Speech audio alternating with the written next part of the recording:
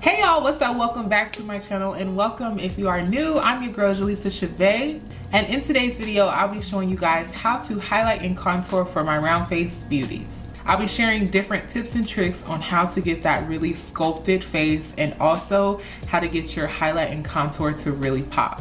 Without further ado, if you're not subscribed to my channel, please subscribe to my channel for more videos. Comment down below what is your makeup goals for this year. If you want to step up your eyeshadow game or get more eyeshadow palettes or whatever your makeup goal is for this year, 2021, I would love to know.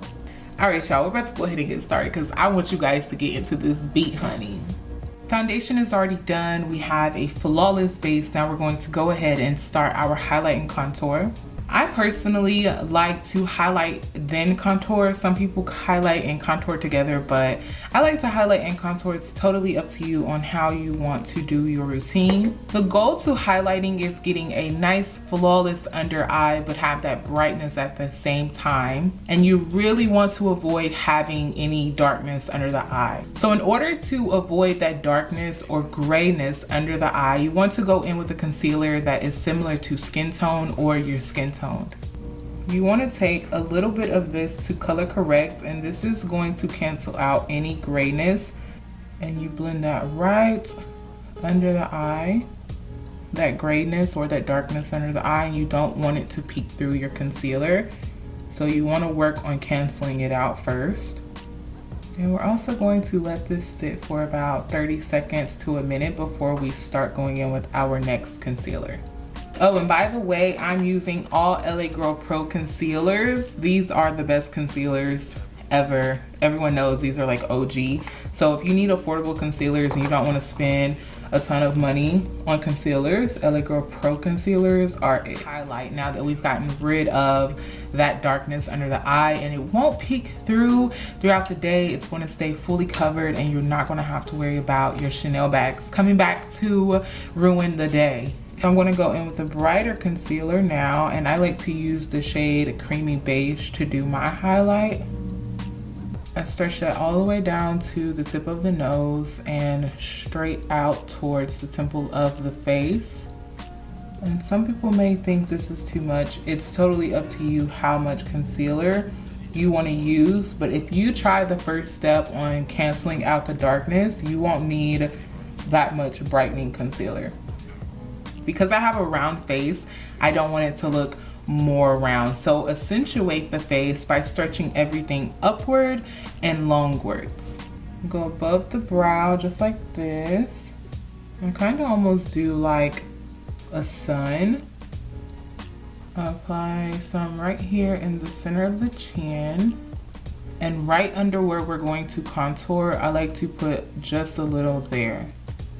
We've let the concealer sit for about 20 seconds. I usually don't let a thicker, creamy concealer sit for too long because it can dry really fast. But to get a flawless finish, you guys, let it sit first if you're going to do this step. Spray your face with your favorite finishing spray, just a little, don't drench it, just a little bit to loosen up the product and really give it a flawless blend. You're gonna take your damp beauty blender and start to blend that product in. Now, when I'm blending in with my beauty blender, I really let the beauty blender do its job, and I don't put too much pressure on the beauty blender. So I'm lightly patting that product in so that it keeps its pigment and it stays in place. When you do this part here, you want to blend in a downward motion because you want it to just kind of fade into the jawline. It's gonna make that contour look really clean and sharp. Same with the eyes, very light pressure, really just pushing the product in and out. As you're blending, you want to drag it upward. Instantly lift the face. I love my nose to be cohesive, and the worst thing you could do is see all of the different colors on your nose. So you want to blend it over your nose because you're going to contour with the darker shade anyways. So you want that darker shade to kind of just cohesively blend with the lighter shade.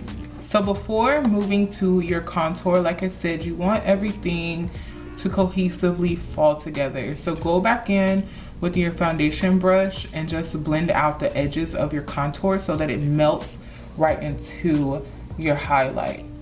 But the goal for your contour is to create shadows in the face that give you dimension, that give you a shape and a sculpt. So you don't want to use anything that may be too dark because it can look like mud really fast.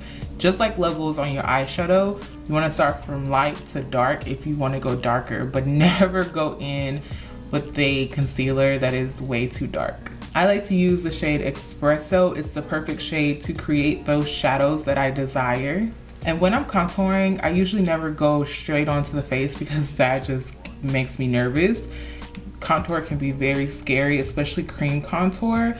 I used to not cream contour at all, but now that I'm cream contouring, I like to go in with the product on the back of the hand to warm it up first. To pick that product up, and then I start to apply it. I want to bring it all towards the center, but the brightening is what's going to give you that lift without taking your contour like right here on top of the cheek. Right here where they get that little thing pierced on the ear is where I'm basically starting to apply it, and I'm blending upward. Instead of blending downward, that's going to create a muddy mess right here. I want to keep that area very clean. So I'm blending it upward with very light pressure, and I'm also not taking it past the apple of my cheek. So this is the apple of my cheek. You want to save that space for blush. You really want to keep that part clean so that it gives you that lift that you desire. Basically, I'm keeping it on the outside of the face when I contour. I do have a pretty big forehead. Even though it's like a perfect forehead, it still kind of looks big sometimes, you know what I mean? So the more contour I apply, the smaller it's gonna look. It usually looks bigger when my hair is pulled back. So I'm going ham on the contour.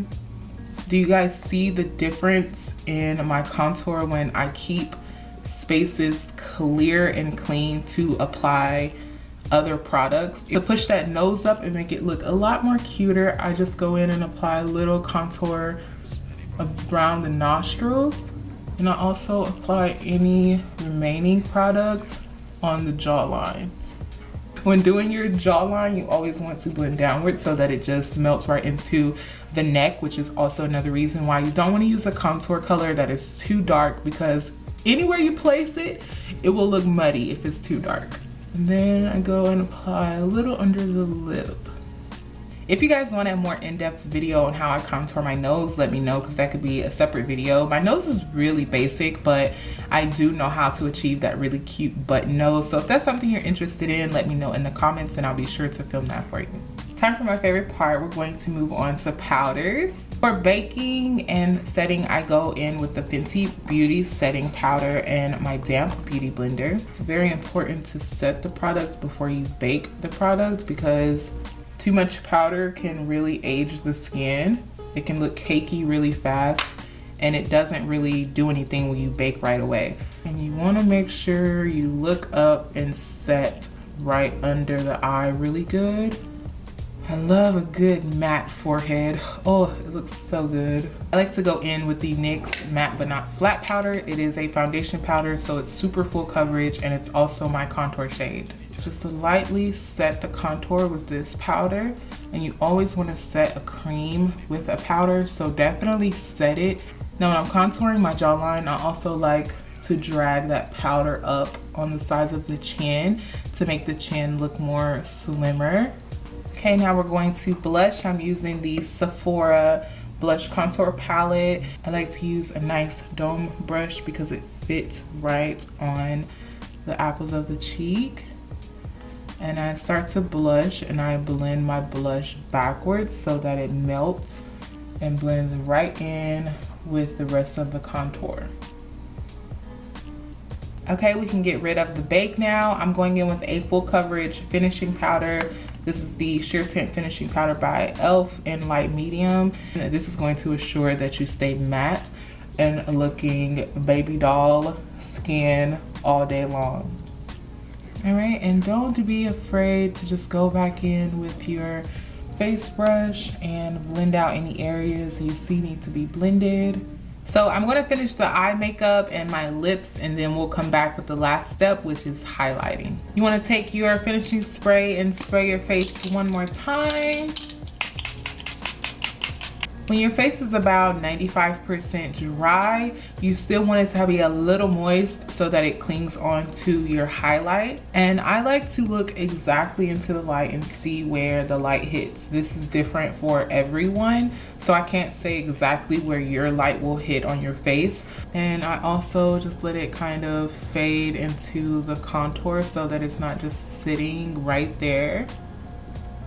Then I'll apply a little bit on the tip of the nose, and in the center of the forehead, and in the bridge of the nose. All right, y'all, that's all I have for you today. Thank you so much for coming to watch another video. I hope this video helps all of my round face beauties. If there is a topic for round face that you'd like for me to cover, please leave down in the comments below any suggestions that you may have or any questions. I hope you guys love the look. If you did, give this video a thumbs up. Don't forget to comment, thumbs up, and subscribe to this video for more. And you already know the drill. I'll see you in my next video. Peace.